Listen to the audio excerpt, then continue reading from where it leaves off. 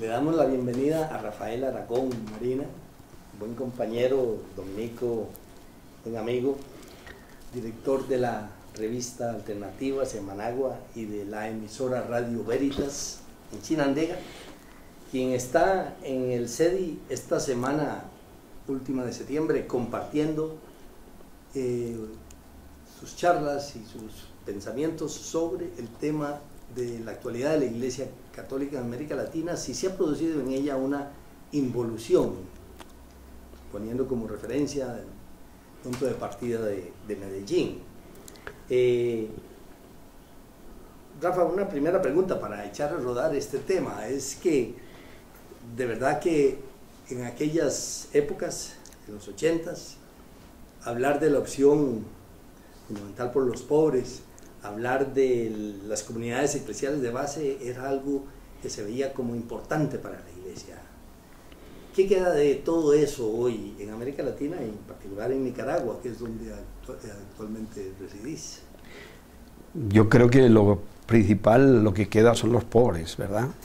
Y queda también el mensaje del Evangelio, que nos invita a predicar la buena noticia de la salvación o de la liberación de los pobres, y el mensaje del Evangelio pues sigue teniendo fuerza, sigue teniendo ese atractivo para muchos cristianos que quieren ser coherentes con su fe. Pero si hacemos un análisis de la realidad, los pobres no han vivido un proceso de liberación integral, podríamos decirlo, sino que se han multiplicado y han crecido, y con características diferentes a las que se daban en los años 68, en los años 79, con Medellín y con Puebla, donde había una visión como más esperanzadora en la Iglesia y en la sociedad. Digo esto puesto que el sistema económico en el que estamos viviendo no solamente ha respondido a las necesidades de los pobres, sino que ha fortalecido a los pobres en la exclusión. Los pobres ahora no tienen las características de la época del 68, y que es la época de la Iglesia, renovadora de la Iglesia en América Latina con Medellín, y del 79 con Puebla. Los pobres son los excluidos y crean toda una situación que yo lo llamo una situación de cultura popular, de su cultura popular, podríamos decir, donde al no ser sujetos de transformaciones sociales, al no tener esperanzas en los cambios en la sociedad, pues buscan salidas por otros caminos. Y esas salidas, desde la pastoral o desde las experiencias religiosas, son las salidas hacia una visión fundamentalista de la fe, hacia un Dios providente, hacia una fe resignada, hacia una visión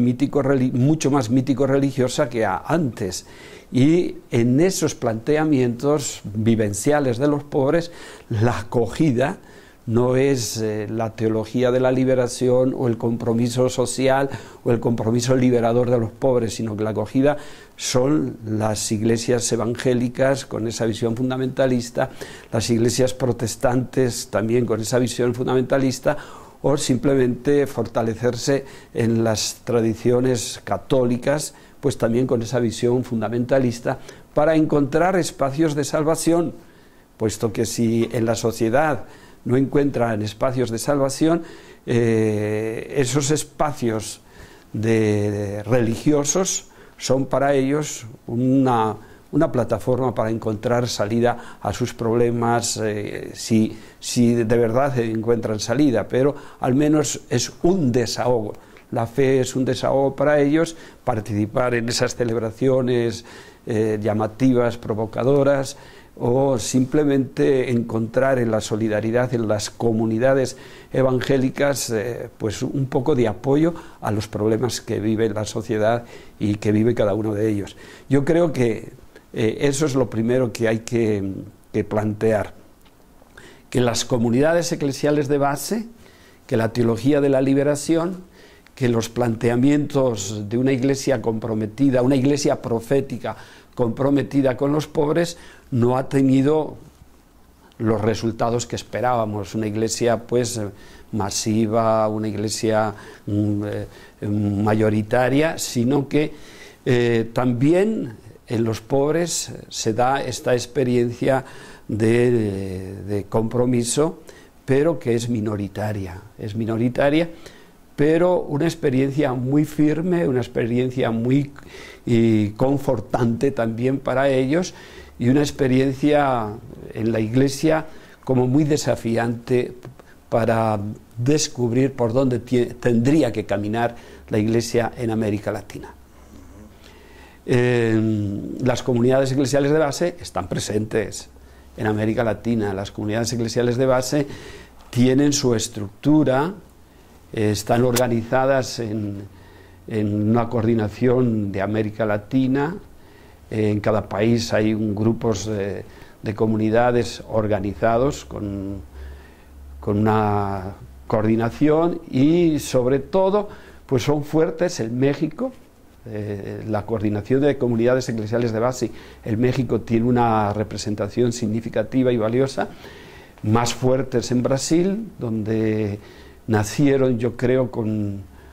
en la época pues de las dictaduras en Brasil, y con todo un acompañamiento de la teología de los teólogos de la liberación. En Brasil pues se dio, y una fuerza muy novedosa de la teología de la liberación, y sobre todo en Brasil las comunidades eclesiales de base fueron apoyadas por los obispos, por la conferencia episcopal, y es una línea de pastoral, junto a la línea de la pastoral de los sin tierra, de la pastoral de la tierra, de los sin habitación, sin moradía, que llaman ellos, de los niños de la calle. Todas esas pastorales en Brasil tuvieron una acogida oficial en la conferencia episcopal y fueron apoyadas oficialmente por la Iglesia, y tienen una participación pues muy significativa y muy valiosa. Cada 2 años las comunidades se convocan para celebrar el encuentro de comunidades, y puede haber 10.000 participantes, y con 70 obispos, con un número significativo de sacerdotes, de religiosas, de religiosos, y acompañadas también por un número muy significativo de 60, 40 teólogos que acompañan la reflexión de la teología de las comunidades eclesiales de base. Entonces, las comunidades eclesiales de base no han desaparecido, no han tenido el éxito que esperábamos, pero están firmes y están trabajando pues en la pastoral comprometida de la Iglesia Católica.